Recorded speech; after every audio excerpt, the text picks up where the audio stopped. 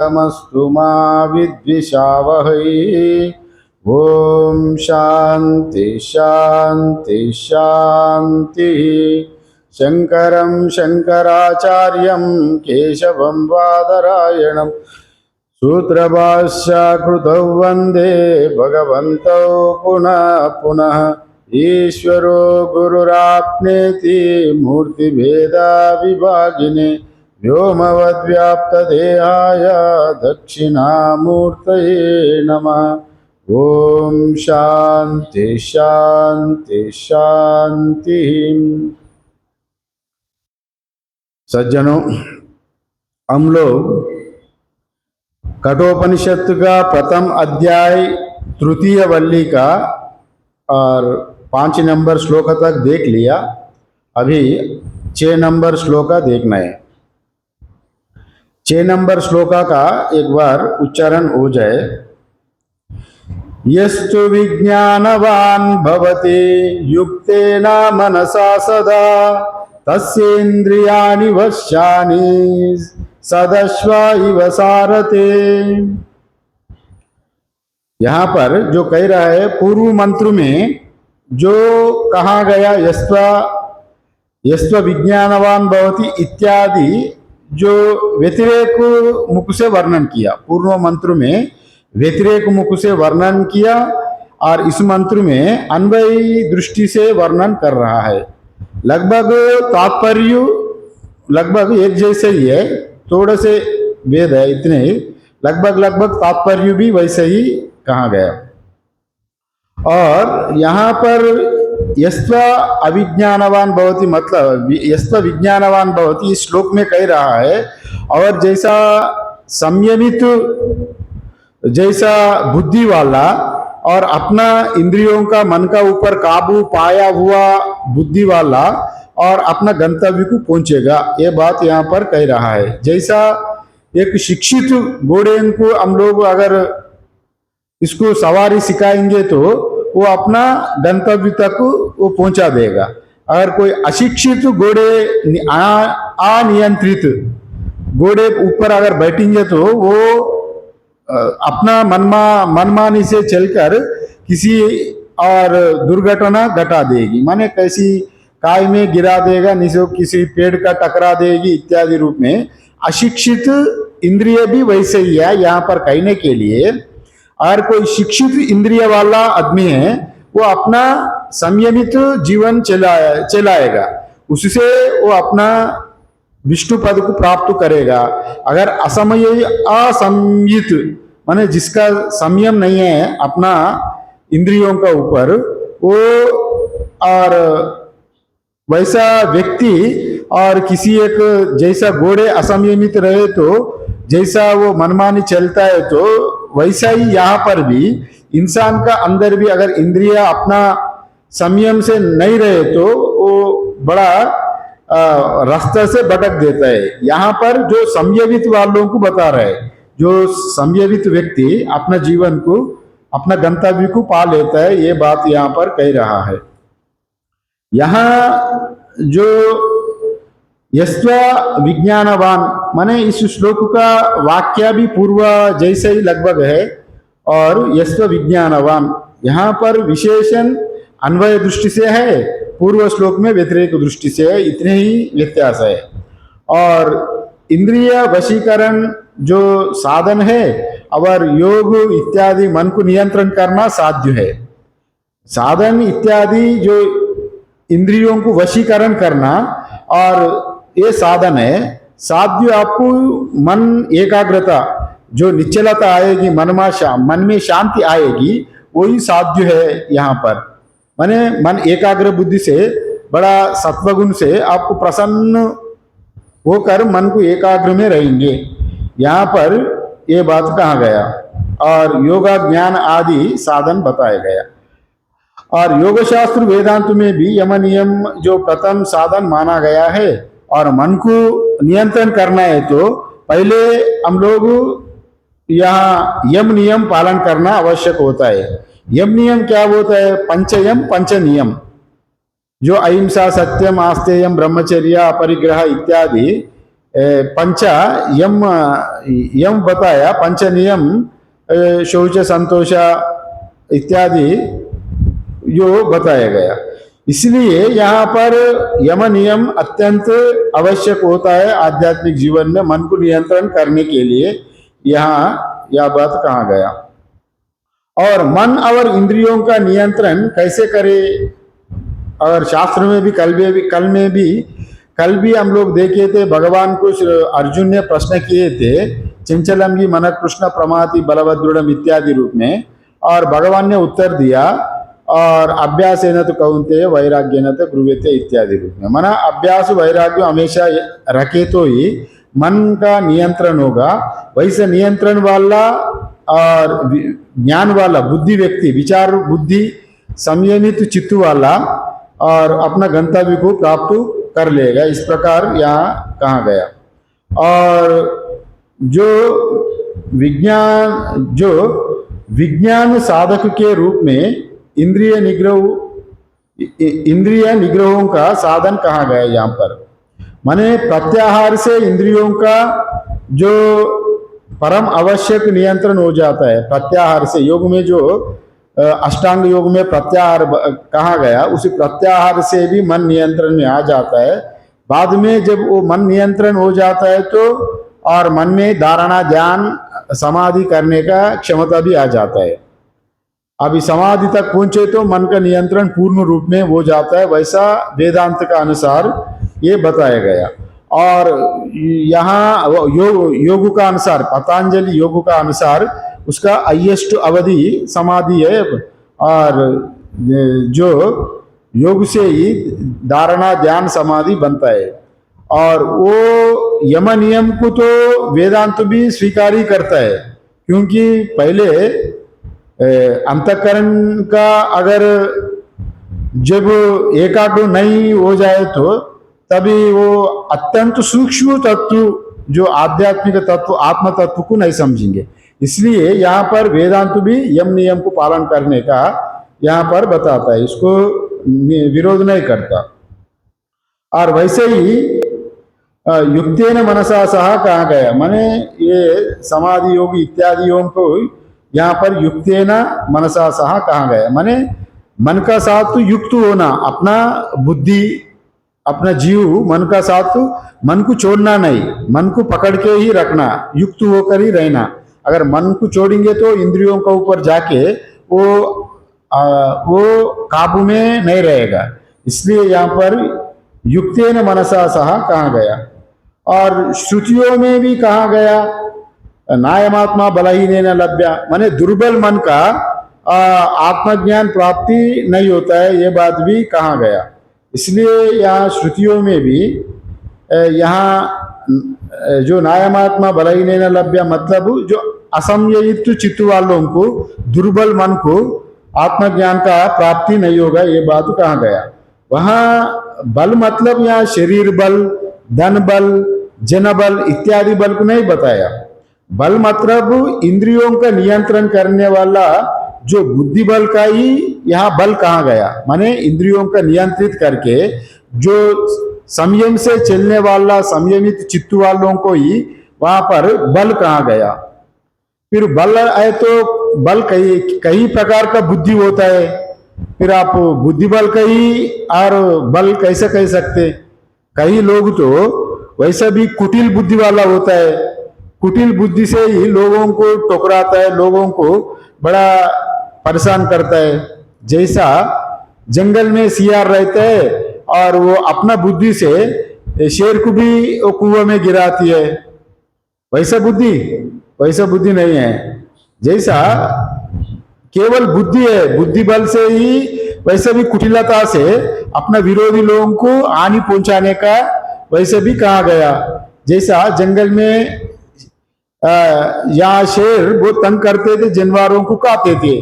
सियार ने युक्ति बनाया, अरे वो ये सिंह से कहा, अरे तुम तो ये जंगल का राजा है, और दूसरा कोई सियार आके मैं जंगल का राजा ये कह रहा है, वो ये कुआं में है, आप देख लीजिए।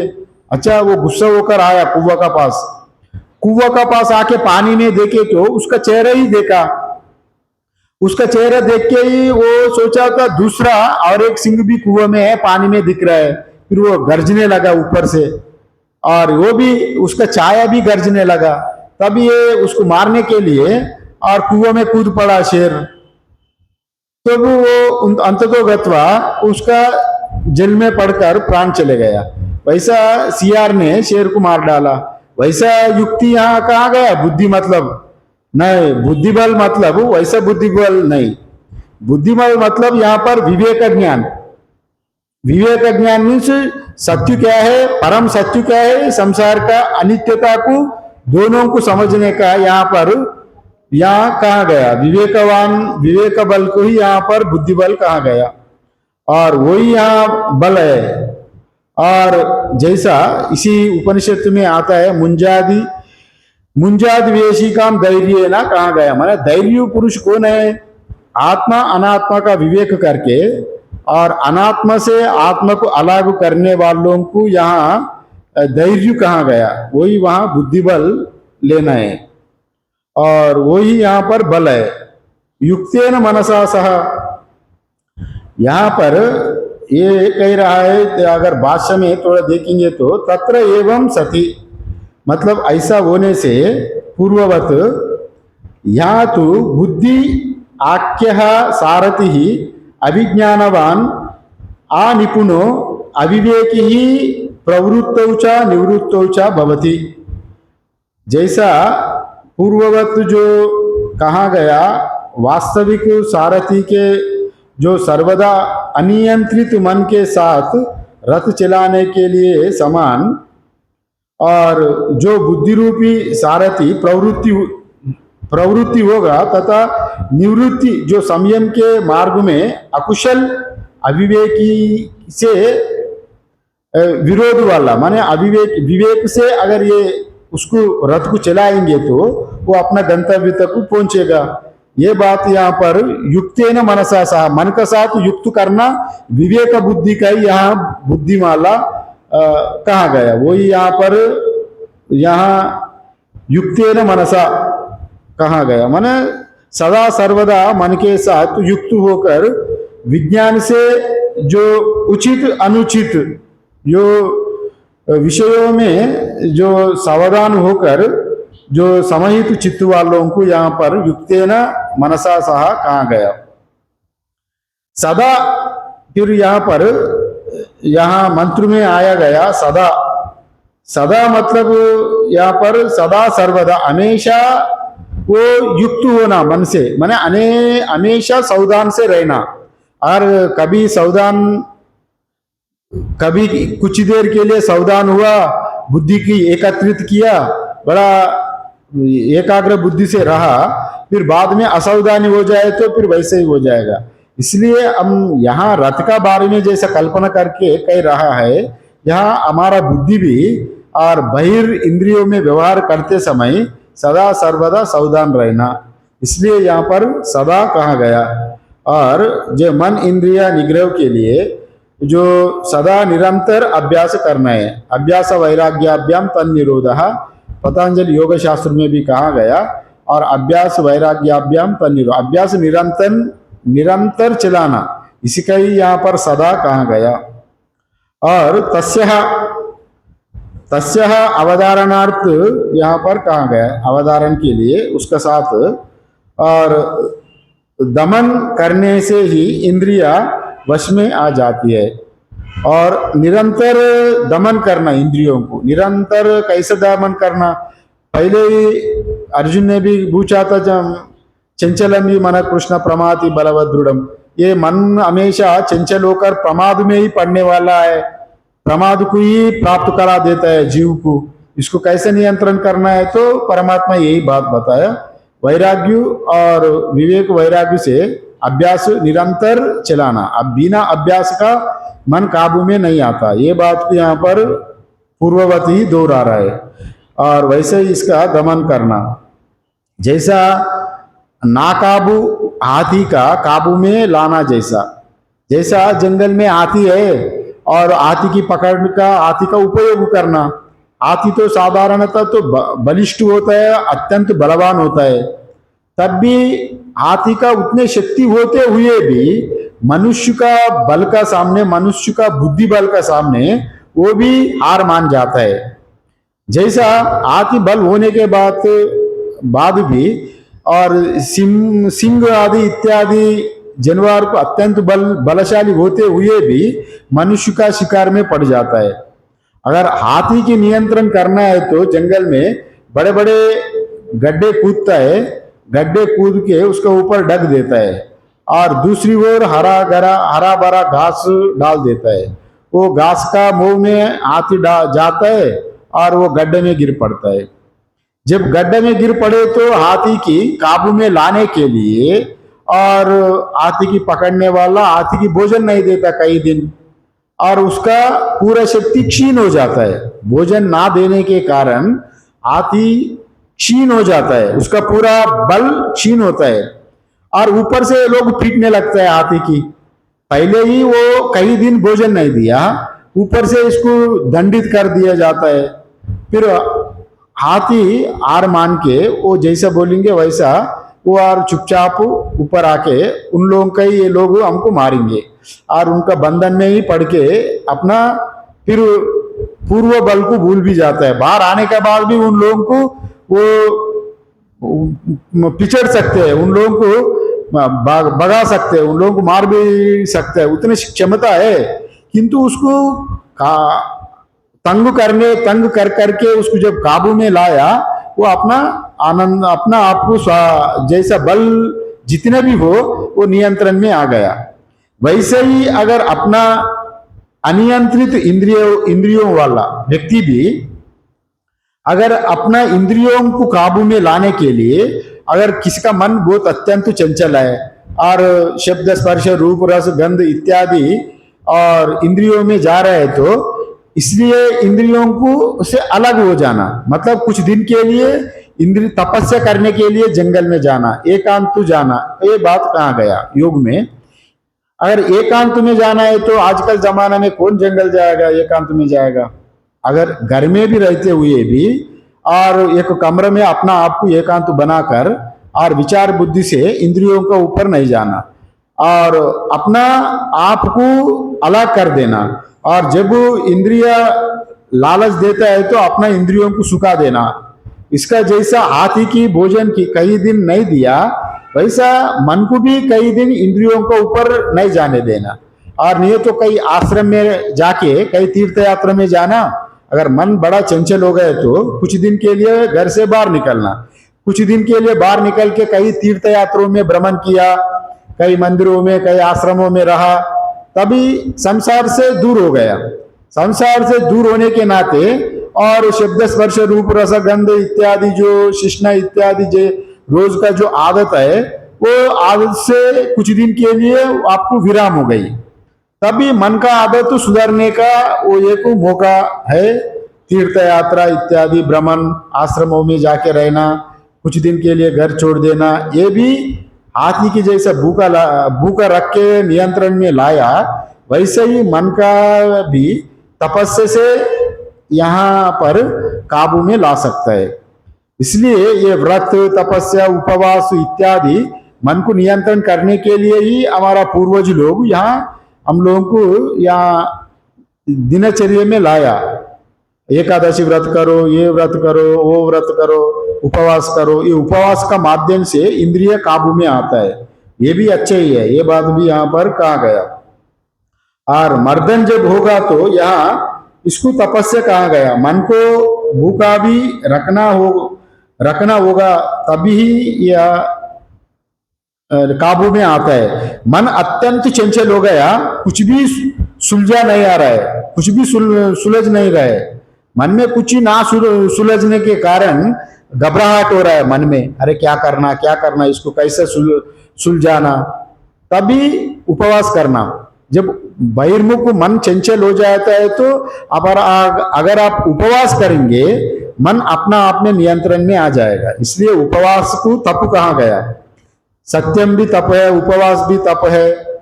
तप कई प्रकार का, कई लोग कई प्रकार का तप करता है।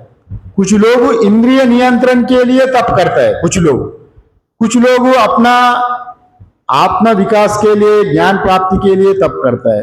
कुछ लोग अपना सिद्धियों के लिए तप करता है। कई लोग हम लोग देखा गया अपना सिद्धि के लिए, अपना भौतिक सिद्धियों के लिए भी तप किया जाता है।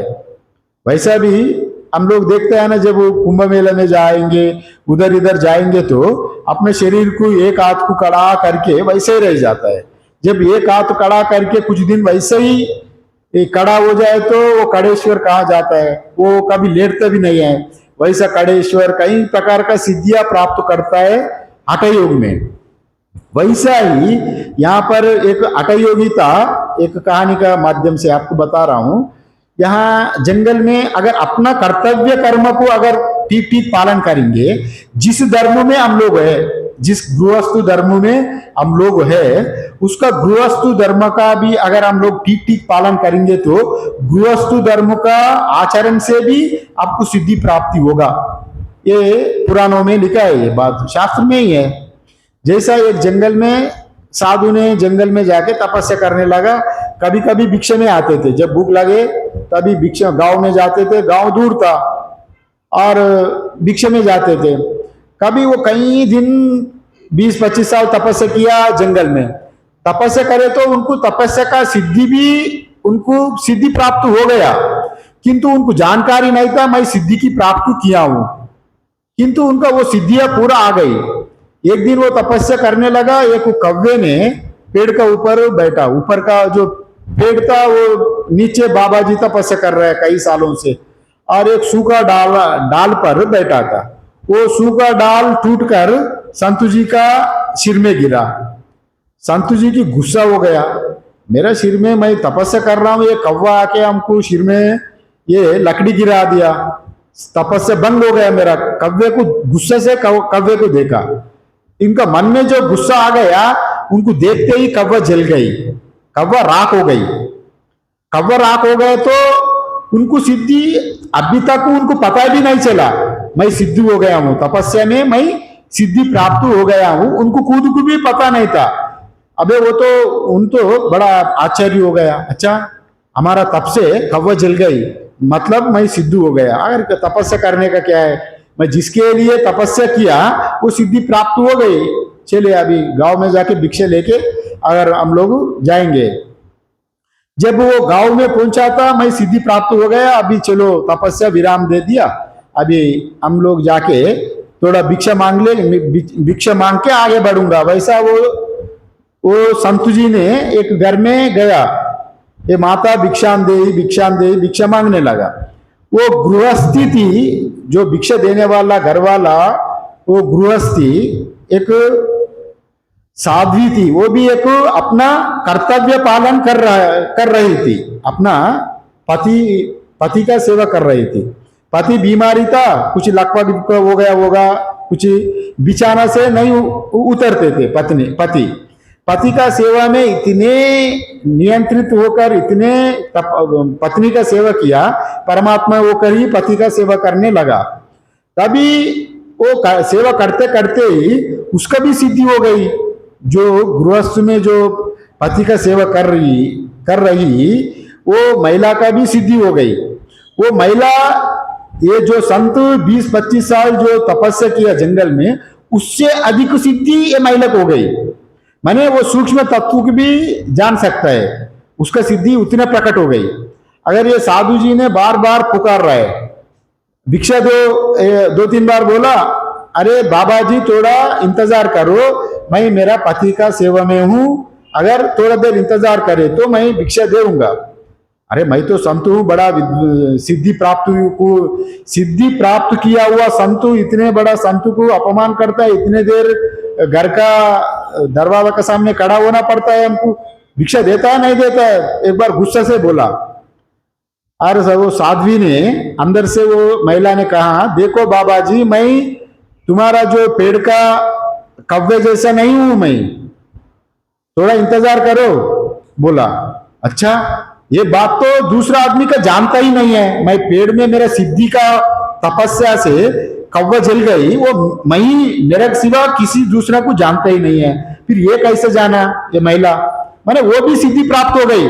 माने बाहर में क्या क्या चल रहा है उसको भी वो उतने ज्ञान प्राप्ति हो गया। अपना गृहस्थ धर्म को पालन करने में भी सिद्धि प्राप्ति होता है। अगर ठीक ठीक धर्म पालन करे तो वैसे सिद्धियां आती है।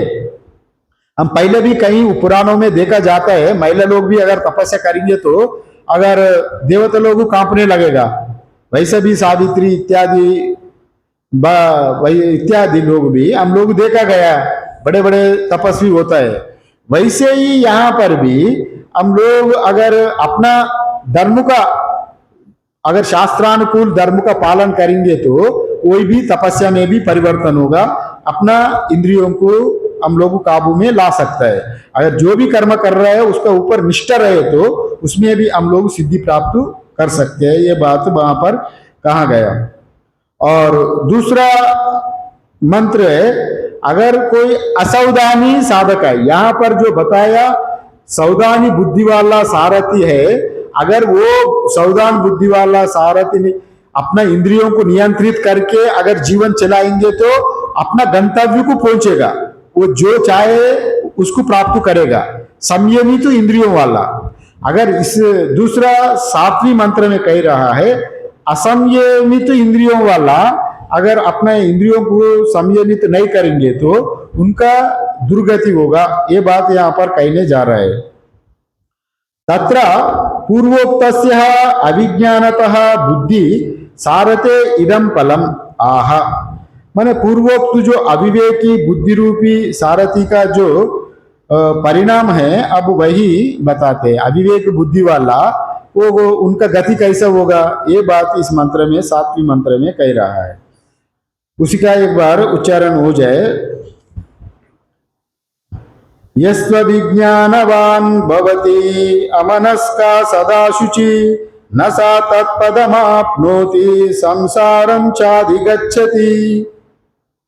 तो यहाँ पर जो अन्वयार्थ अगर देखेंगे तो सदा सदा अमनस्कः माने सदा अमनस्कः माने सदा वो बुद्धि की नियंत्रित नहीं करता है और मन चंचल है। और वैसा वाला जो बुद्धि वाला यह अविज्ञानवान अशुचि भवति। अविज्ञानवान अशुचि मतलब वो मंदबुद्धि, वो अशुचि कहा गया मतलब जिसका मन को नियंत्रण नहीं है, केवल शब्द स्पर्श रूप रस गंध इत्यादि इंद्रियों में ही उनका पहुंच है, इंद्रियों के पीछे ही जा रहा है और अपना आत्मा को उद्धार करने के लिए वो नहीं सोच रहे। केवल भौतिक पदार्थों को नित्य मानकर इंद्रियों सुख के ही ढूंढने वालों को यहाँ पर अशुच कहा गया। अशुचि मन, अशुचि मतलब अशुद्ध मन वाला कहा गया।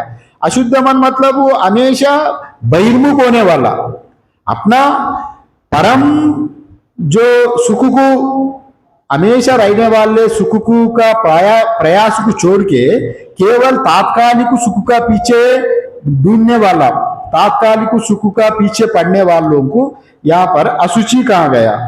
सह तत्पदम ना आपनोति। वैसा वाला लोग विष्णु पद को, ब्रह्म पद को माने मोक्ष को, परमात्मा को प्राप्त नहीं करेगा। जब इंद्रियों का लोभ में रहने वाला, अनियंत्रित मन वाला, ये भौतिक सांसारिक वस्तुओं में सुख ढूंढने वाला परमात्मा का प्राप्त नहीं होगा।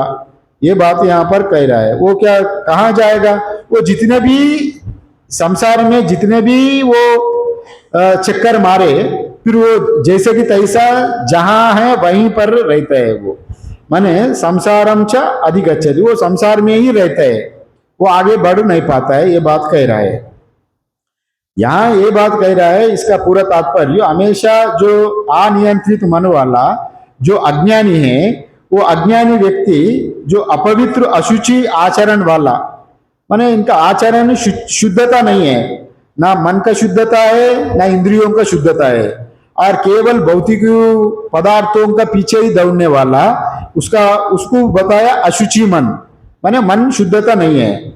और वहां उस परम पद मोक्ष विष्णु पद को प्राप्त नहीं करेगा। फिर वो क्या करेगा, वो संसार में ही फंसेगा, संसार में का ही प्राप्त करेगा और पुनरपि जननम पुनरपि मरणम इत्यादि रूप में वो हमेशा जन्मता मरता हुआ एक पशुवत जीवन जिएगा। और जीवन का परम लक्ष्य ना होने के नाते और उनका गति भी वैसे ही होगा, जहां है वहां संसार में ही फंस के कष्ट दुख को अनुभव करेगा। ये बात यहाँ पर कहा गया। और यहाँ अगर हम देखेंगे तो अशिक्षित अनियंत्रित, अशिक्षित मतलब इंद्रियों के ऊपर अनियंत्रित मन वाला व्यक्ति को अशुचि कहा गया, अशुचि कहा गया। जैसा अगर एक शिक्षित घोड़ा, यहाँ घोड़े का उदाहरण दिया है इसी उपनिषद में, रथ कल्पना किया गया।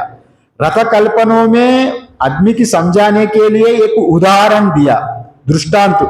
उदाहरण का माध्यम से मन, आदमी का शरीर रथ जैसा है, आदमी का बुद्धि सारथी जैसा है। अभी रथ मतलब आप समझने में आपको थोड़ा तकलीफ होगा, वो रथ को हम लोग कार में परिवर्तन करेंगे। कार मतलब उस जमाना में रथ था, रथ कल्पना किया। अगर इस जमाना में कार का समझा है तो अच्छा समझेंगे। यहाँ अगर अपना पास शरीर को एक व्हीकल, वाहन समझो, कार समझो, और शरीर व्हीकल जैसा है, कार जैसा। शरीर को चलाने वाला और सारथी है वो ड्राइवर, और स्टीयरिंग है मन। मन को स्टीयरिंग कहा गया, स्टीयरिंग। और जो गाड़ी चक्का है वो चल रहा है, इंद्रिया वो सही ढंग से चलेगा। और शरीर जब गाड़ी ठीक से चलेगा तो गाड़ी में जो रवाना कर रहा है जीवात्मा, वो मालिक, वो गंतव्य स्थान तक पहुंचेगा। अगर कोई ड्राइवर शराबी ड्राइवर है, वो शिक्षित नहीं है, ड्राइवर ड्राइविंग स्कूल में वो शिक्षा नहीं प्राप्त किया, उनको लाइसेंस भी नहीं है, वो उधर इधर देख के थोड़ा बहुत ड्राइविंग सीखा, वैसा वाला अशिक्षित ड्राइवर का गाड़ी में आप बैठेंगे तो आप गंतव्य पहुंचेंगे नहीं पहुंचेंगे भरोसा नहीं रहेगा। वैसे ही हमारा शरीर का भी तुलनात्मक रूप में, वो गाड़ी से ही शरीर का भी तुलनात्मक रूप में कहा गया। जैसा हमारा शरीर भी रथ जैसा है, रथ को चलाने वाला बुद्धि है। अगर ये बुद्धि भी अगर भ्रष्ट हो गया, विवेक बुद्धि नहीं है, सत्य वस्तु क्या है, नित्य वस्तु क्या है, अनित्य वस्तु क्या है, उसको विचार बुद्धि नहीं रहे तो वो भी संसार का इंद्रियों का सुख का पीछे ही दौड़ेगा। अगर ये इंद्रिय सुख की परम सुख मान के और वो मन का ही जैसा ड्राइवर अशिक्षित है, ये इंसान जो साधक भी अशिक्षित अगर हो गए तो जीवन और अंधकार में पड़ेगा, वो गंतव्य स्थान को प्राप्त नहीं करेगा और इंद्रियों का लालसा में पढ़कर असली उद्देश्य को भूल जाएगा। असली उनका उद्देश्य है परमात्मा का प्राप्ति होना, अपना जीवन का लक्ष्य, मैं कहां से आया हूं, कहां पहुंचना, मेरा लक्ष्य क्या है। अगर इसी जीवन में परमात्मा का भी पहुंच भी नहीं सके तो अगले जीवन में भी उनको एक प्रमोट हो जाएगा, प्रमोशन के लिए भी काम में आ जाता है। अगर इसी जीवन में अगर अच्छा आचरण विचार किया, अच्छे धर्मानुष्ठान किया, शास्त्रानुकूल कर्म, ये सब अगर करेंगे तो अगले जीवन में भी हमारा जीवन वृथा नहीं होगा, प्रमोट होगा। अगर अगले जीवन में भी श्रवण मनन करेंगे तो और धीरे धीरे गति उन्नति बढ़कर एक दिन हम लोग मोक्ष को पा लेंगे। अगर ऐसा नहीं होगा तो मंदबुद्धि वाला, अविचारशील, वैसा वाला लोग का बारे में इस श्लोक में अभिज्ञानवान कह रहा है उसको, और वैसा वाला लोग गंतव्य को प्राप्त नहीं करेगा, ये बात कहा गया।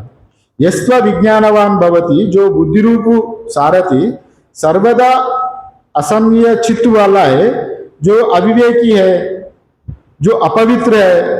अपवित्र मतलब वो उनका बहिर्मुखी है और इंद्रियता शुद्धता नहीं है, नित्य नैमित्तिक कर्म धर्मानुष्ठान नहीं करता, केवल अरे मौज करो, पैसा तो बहुत है और 8 बजे 9 बजे तक सोते रहो, पूरा रात टीवी देखते रहो, 12 2 बजे 3 बजे तक, बाहर चलो, बाहर में चलो, सोते रहो और स्नान टून करके थोड़ा खा के ऑफिस में जाओ। वो जानवर जैसा लाइफ है, वो अपना एक संयम नहीं है ना। संयम ना होने के नाते वहां पर पशुवत हो रहा है, प्राकृत जीवन, पशु जैसा जीवन हो रहा है। वहां पर अपना को मनुष्य जीवन प्राप्त करके अगर इसको संशोधन ना करके केवल पशुवत जीवन जिएंगे तो फिर उनका गति जैसा कि तैसा जहां रहेगा वहीं रहेगा, वो आगे नहीं बढ़ेगा, ये बात को यहाँ पर कह रहा है। और यस्व अविज्ञानवान भवति, यहाँ अविज्ञान में क्या है, अशुचि मतलब जो आत्मा, जो मन बुद्धि इंद्रिय और विषयों को यहाँ पर अशुचि कहा गया, इसका पीछे पढ़ने वालों का ही अशुचि नाम से दिया गया। अशुद्ध, अपवित्र, अनियंत्रित मन, वैसा कहा गया। माने अशुचि का, या भोजन में भी अशुचि होता है, चिंतन में भी अशुचि होता है। अब जो कुछ करता है तो शुद्धता रहना चाहिए, तभी हमारा गंतव्य ठीक हो जाएगा। जैसा आहार शुद्धो सत्व शुद्धि, सत्व शुद्धो ध्रुव स्मृति, स्मृति लब्ध्वा सर्वग्रंथि नाम विप्रमोक्षा। हम आहार शुद्ध आहार हम लोग लेंगे तो मन भी शुद्धि हो जाएगा, अशुद्ध आहार लेंगे तो अशुद्धि हो जाएगा। अब विषय भी शुद्ध मतलब केवल आहार नहीं लेना, हम एक इंद्रियों से आहार लेता है और पंच इंद्रियों से जो कुछ हम लोग ग्रहण कर रहा है, देखने माध्यम से, सुनने माध्यम से, स्पर्श माध्यम से इत्यादि, ये सब शुद्धता होना, वो सभी की आहार कहा गया। माने सद विचार करना, खुशबू सूंघना, बदबू नहीं सूंघता है, वैसा इंद्रिय अशुद्धि हो जाता है। वैसे भी उदाहरण भी देता है, दुर्योधन का वो पांडवों का राज्य को हड़प के उनका धन अशुद्धि हो गया, उनका पांडवों का धन को हड़प के वो अपना मौज मस्त कर रहा है।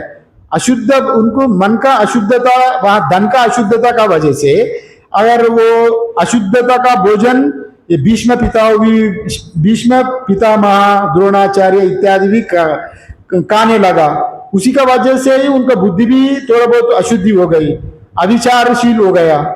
इसके लिए भी, इसलिए उनको उसका साथ दिया गया। माने जिसका अन्न खाता है मन भी उसमें ही परिवर्तित होता है। जितने विज्ञानवान, जितने बुद्धि वाला भी हो, उसका मन में अशुद्धता आता है। ये बात यहाँ पर कहा गया। इसलिए 2 नंबर का पैसा, 2 नंबर का चीज से बड़े बड़े यज्ञ हवन पुण्य नहीं किया जाता है। और कोई दक्षिणा देता है तो अपना कमाई से दक्षिणा देंगे, वो पूजा वो संपन्न हो जाएगा। और कोई 2 नंबर के पैसे से कहीं शराब भी पी लिया, कहीं शराब का दंभ किया, उसी अगर 2 नंबर पैसे से अगर पूजा अनुष्ठान करेंगे तो भी उसमें आपको दक्षिणा रूप में वो सदुपयोग में नहीं आएगा। ये बात भी शास्त्र में कहा गया। अशुचि मतलब यहाँ राग द्वेष मोह, ये सभी अशुचि यहाँ रूप से कहा गया। राग के कारण ही द्वेष होता है, और राग, जब मन में राग होता है, जितने भी वस्तुओं में गुण रहे वो गुण नहीं दिखता, दोष दिखता है। माने राग से हमको क्या होता है, जो विषय रागानुकूला, विषय अनुकूल हो जाए तो राग होता है, विषय प्रतिकूल अनुकूल नहीं हो जाए तो द्वेष होता है। माने अभी जब राग हो गया, मन में राग हो गया, वस्तु में दोष होते हुए भी हमको उसको अच्छा दिखता है, वो गुण ही दिखता है। माने बुरा वस्तुओं में भी उनको गुण दिखता है, अच्छा ही दिखता है। जब मन में राग हो गया, अगर कोई चीज में हम खाना नहीं है, वो खाए तो मन असंयमित हो जाएगा, तभी उनको वो विषय का ऊपर राग हो गया। मन इंद्रिय काबू में नहीं है, फिर वो चीज की खाने लगता है। जानबूझकर भी इंद्रिय असंयमित होने के नाते उसी चीज पर हाथ डालता है। वो भी यहाँ पर कहा गया, राग द्वेष से यहाँ पर, जब राग होने पर गुण, अशुचि में भी गुण दिखता है, अगर द्वेष होने पर गुण भी, उसमें अत्यंत गुण है, तब भी वो द्वेष दिखता है उसमें। मतलब कोई अगर सात्विक आदमी है, अगर कोई पूजा पाठ मंदिर में जाए तो मन चंचल नहीं होगा, एकाग्र होगा, हमारा अच्छा दिन बीतेगा। अगर वैसा करेंगे, वो मंदिर में भी जाए तो, कुछ लोग जाते हैं मंदिर में दोस्तों का साथ, अगर कुछ दोस्तों को लेके जा रहे हैं, अरे थोड़ा मैं प्रणाम करके आऊंगा मंदिर में, और वो दोस्त का पीछे जो आया वो तमोगुनी आदमी था, वो दोस्त तो गया मंदिर में प्रणाम करने, नहीं मैं मंदिर में नहीं जाता हूँ भाई, मैं यहीं पर दरवाजा के सामने जाता हूँ, चप्पल का ख्याल करता हूँ, तुम जाके प्रणाम करके आओ। वैसा वाला लोग भी रहते हैं। माने ये भौतिक इंद्रियों को सुख का ही अत्यंत सुख, धन का ही अत्यंत महत्व मानने वाला, और उनका अगले जीवन में उसका भोग परिणाम अगले जीवन में उनको भोगेगा। अगर इस जीवन में पशुवत जिएंगे तो अगले जीवन में उनका जीवन भी वैसा जैसा कर्म किया इस जीवन में उसी परिणाम को अगले जीवन में भोगेंगे, वो पशुवत ही जीवन इनका जन्म होगा। यही बात यहाँ पर कहा गया। अगर बड़े बड़े विद्वान भी अगर हो, अगर जब राग कामना उत्पन्न हो गई मन में, वो अत्यंत दूषित वस्तु में भी, अशुद्ध वस्तुओं में भी उनको शुद्धता राग गुण दिखेगा। अरे बाबा, जब कामना उत्पन्न हो जाए तो और उसमें भी राग दिखेगा, अशुद्धि भी कार्य में भी, और वो गुण दिखने के नाते इंद्रिय वहां पर गिरने का भय लगता है। वैसे भी नारद अत्यंत विद्वान होने के नाते भी, और वो एक मछुआरे नारी का, महिला का साथ, वो कन्या का साथ विवाह किया, फिर संसार बसाया। फिर वो परमात्मा से पूछा था आपका माया क्या है, तुम्हारा मेरा माया क्या है मैं दिखाऊंगा। और परमात्मा ने कहा नारद को माया दिखाया। उतने विद्वान होते हुए भी उनका बुद्धि भ्रष्ट हो गया, माने थोड़ा थोड़ा देर के लिए, और भूल गया उतना उसका पूरा ज्ञान को। वैसे भी हो जाता है, यहाँ पर यहाँ बताया गया। अशुचि मतलब वो अशुद्ध अंतकरण वाला, अशुद्धि सोच करने वाला लोगों का ही अशुचि यहाँ पर कहा गया। रागी और जो यहाँ पर जो इंद्रियों का पीछे दौड़ने वाला, अपना परम गंतव्य मोक्ष को नहीं चाहने वाला, हमेशा ही अनियंत्रित बुद्धि वाला को यहाँ पर अशुचि कहा गया। और बुद्धि का नियंत्रण कैसे करना है यहाँ पर भगवान गीता में भी कहा गया। और अधर्मम धर्मम इतिया मन्यन्ते तामसा जना सर्वार्थान विपरीतांचा बुद्धि सापार्थ तामसी, मतलब अधर्म को धर्म समझेगा। जो मंदबुद्धि तमोगुण रजोगुण वाला अधर्म को धर्म समझेगा। यही धर्म है भाई, खाते रहो पीते रहो मजा लो, और वो फिर वो उनका वृत्ति पूरा अशुद्ध हो जाता है, वही अशुचि है। फिर धर्म कौन है, फिर सात्विक बुद्धि वाला कौन है, वो परमात्मा ही बताया षोडशी अध्याय में। और प्रवृत्तिंच निवृत्तिंच कार्य भयाभयो बंधन मोक्षंच यो व्यक्ति यो बुद्धि, वो तामस कहा, वो सात्विक बुद्धि कहा गया। बंधन मोक्षंच या व्यक्ति, वो वैसा बुद्धि वाला बंधन से यहाँ दो प्रकार का बताया गया, एक प्रवृत्ति एक निवृत्ति। प्रवृत्ति मार्ग से आप अनुष्ठान किया, जब यज्ञ दान तप इत्यादि अपना शास्त्रानुकूल कर्म किया, गृहस्थ में रहते हुए भी आप अपना व्रत किया, अपना जो जो कार्य करना है शास्त्रानुकूल, वो प्रवृत्ति धर्म है, अब रोज करने का चीज है। अपना नित्य कर्म नैमित्तिक कर्म गृहस्थ जीवन में कभी नहीं छोड़ना। जब मन में महिला पड़ गई और वो महिला को वो दूर करेगा, नित्य नैमित्तिक कर्म करे तो यज्ञ दान तप कर्म इत्यादि हमेशा करते ही रहना, पूजा पाठ इत्यादि करे तो अंतःकरण शुद्धि रहेगा।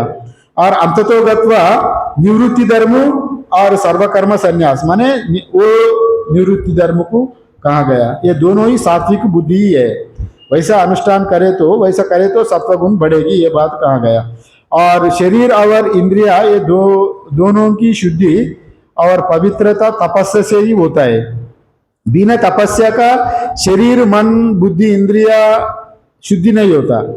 फिर तपस्या क्या होगा, क्या है तपस्या? मतलब वो जैसा मैं बताया साधु जैसा जाके जंगल में तप करना, वो बात नहीं है।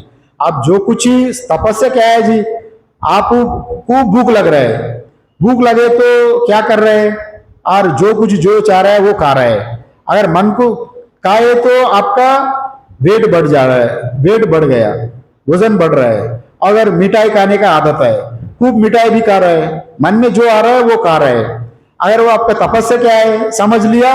अगर ज्यादा खाए तो वेट बढ़ेगा, मिठाई खाए तो शुगर बढ़ेगा। अगर ये शुगर नहीं खाना, अगर हम लोग रोज जो 4 8 10 रोटी खाते थे, नहीं, रोज 2 2 3 3 रोटी खाना, थोड़ा कम खाना। वो कम खाने में नियंत्रण हो गया ना। पहले आदत था रोज 10 रोटी खाने का, तभी मन काबू में लाया, नहीं इसको थोड़ा नियंत्रण करना। वो नियंत्रण ही तपस्या है। माने आप जितने संयमित रहेंगे वही तपस्या यहाँ पर है। जो शरीर का वैसा अगर तपस्या समझेंगे, मन का भी तपस्या वैसा ही होता है। मन रोज 10 बार गुस्सा आ रहा है रोज 10 बार चिड़चाट, मन में गुस्सा क्रोध आ रहा है, काम उत्पन्न हो रहा है, खाने का लालच हो रहा है, रोज 10 बार होटल में जा रहा है, 4 बार ये खा रहा है वो खा रहा है, और जोमेटो से मंगा रहा है, उधर से मंगा रहा है, आदत बढ़ गया है। जब आप समझ लिया ना ये नहीं करना, संयमित करना मन को, वैसा अगर आप रोज 10 बार जो क्रोध कर रहा है, तो जब तपस्या करेंगे, विचार करेंगे, उसको कम करेंगे, तो वो धीरे धीरे घटते जाएगा। रोज हर दिन 10 बार क्रोध करने वाला जब तपस्या करने लगे, तो माने उसको संयम करेंगे, तो रोज 8 बार गुस्सा आएगा, बाद में 6 बार गुस्सा आएगा, 4 बार आएगा, वो 2 बार आएगा, 1 बार में परिवर्तन होगा। माने पूरा कम नहीं होगा, माने आपको जितने कम होगा आपका तपस्या का फल वहां पर आपको मिल रहे हैं। वैसा भी यहाँ इंद्रियों का नियंत्रण में भी तपस्या वैसे ही होता है। एक दिन में आप तपस्या आंख बंद करके कहा जाके कोर्स किया, तुरंत तो आपका सब इंद्रिया नष्ट हो गया, वैसा नहीं होता। एक दिन में कितने भी तपस्या करो, बड़े बड़े संत लोगों का भी एक दिन में सभी काबू में नहीं आता।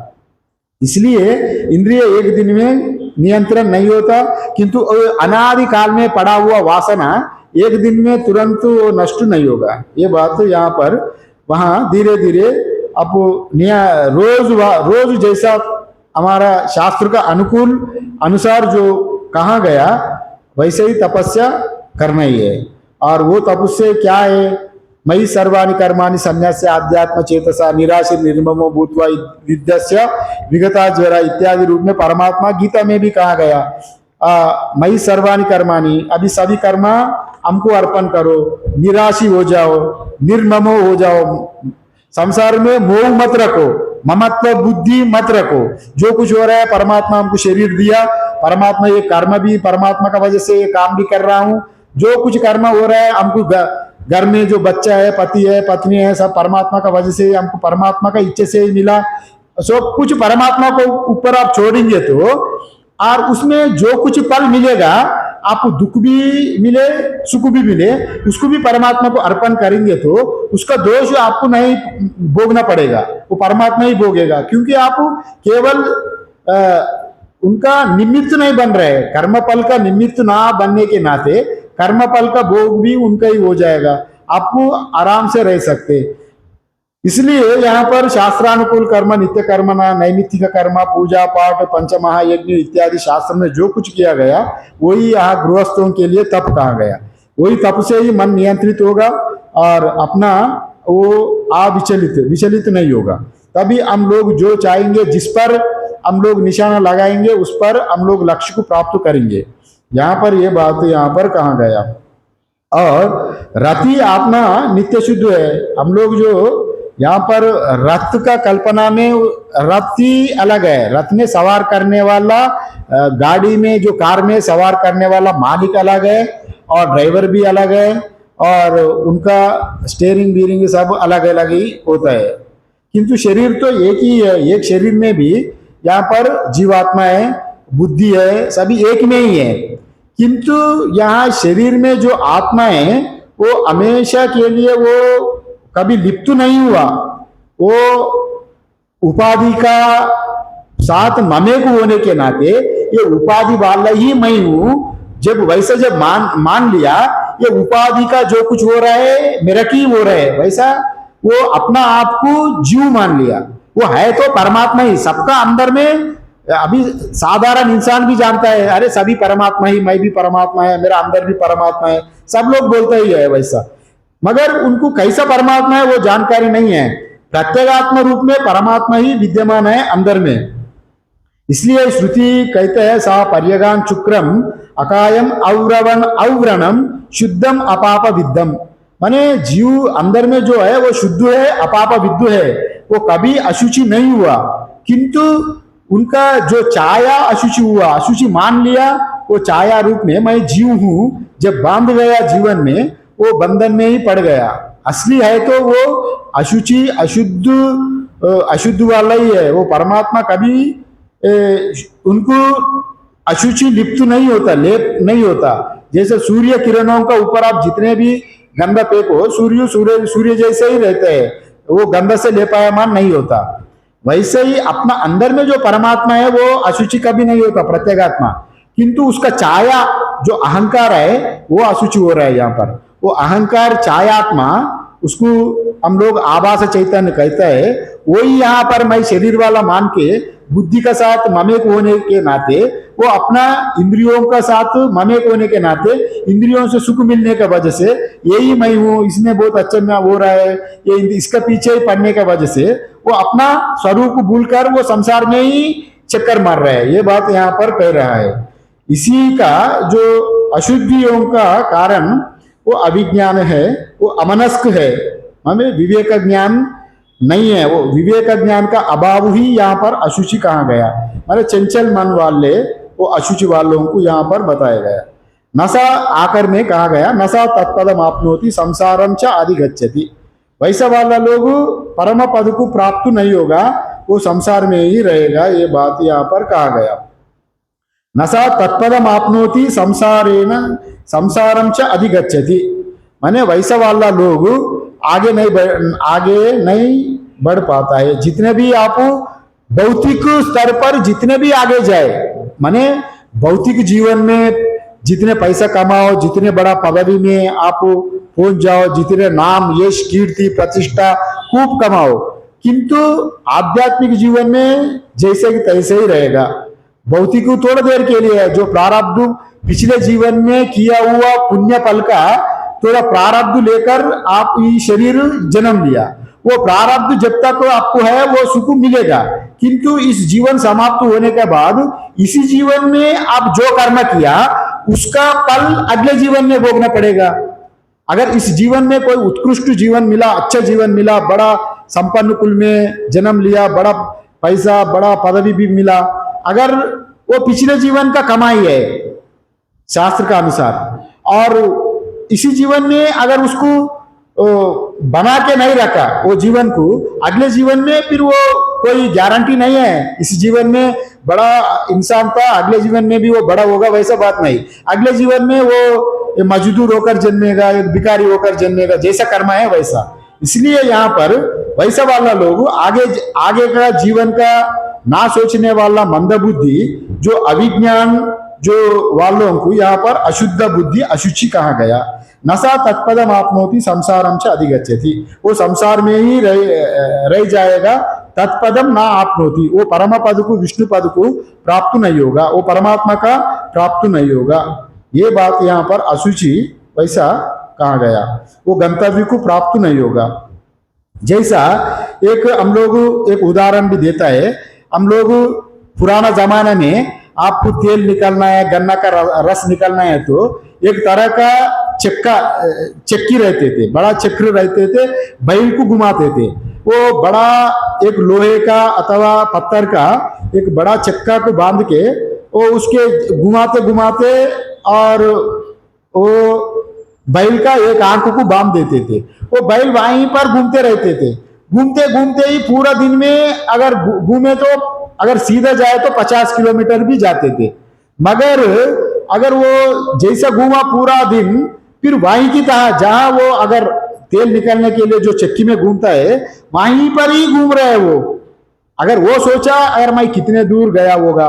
अगर इंसान भी भौतिक जीवन में बड़े बड़े पदवी बड़े बड़े पैसा कमा के जीवन में बहुत आगे बढ़ा, बहुत एडवांस हो गया, अरे बहुत बड़ा पदवी में प्राप्ति हो गया, अमेरिका में गया, बड़ा पोस्ट सीईओ बन गया, बड़ा फैक्ट्री में मिल गया, वो मिल गया, वो मिल गया, उससे क्या हो गया?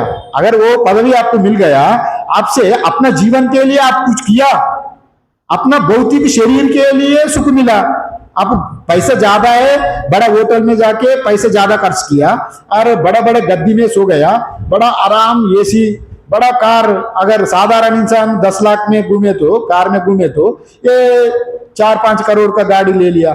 शरीर को तो सुख दिया है ना, किंतु अपना के लिए क्या किया? अपना मन के लिए, अपना आत्म विकास के लिए क्या किया? वैसे वाला लोग यहाँ पर नशा तत्पदम आपनोति, वो परम पद को प्राप्त नहीं होगा, वो संसार में ही भटकते रहता है। वैसा ये जैसा बैलगाड़ी, जैसा बैलगाड़ी पूरा दिन चला और आकर में कूले तो वह जैसे भी तैसे ही रहा। और एक छोटा सा उदाहरण देता हूं, जैसा संसार लोग अब सोचता है मैं बहुत आगे बढ़ा। अगर कोई नदी में मछली पकड़ने वाला शराबी लोग समुद्र में जाता है, समुद्र का किनारे नाव को रस्सी से बांधता है। वो शराबी नाविक वो मछली पकड़ने के लिए गया और पूरा रात में सो गया, कभी उनको नींद खुल गया तो और नाव में वो चढ़ा, उसको रस्सी की नहीं खोला, जो लगाम वहां बांध के रखा और उसका नशा भी नहीं उतरा। चलो भाई अभी मछली पकड़ने जाना है समुद्र में, चलो। वो पूरा दिन रात परिश्रम करके वो घुमाया और वो सोच रहा है मैं समुद्र में जा रहा हूं मछली पकड़ने के लिए, बहुत दूर हो गया, बहुत दूर पहुंचा हुआ, किंतु वो उसको नहीं खोलने के वजह से जितने दिन वो परिश्रम किया पूरा रात, सुबह होते देखा वो जहां है वहीं पर है, मैं एक कदम भी आगे नहीं बढ़ा।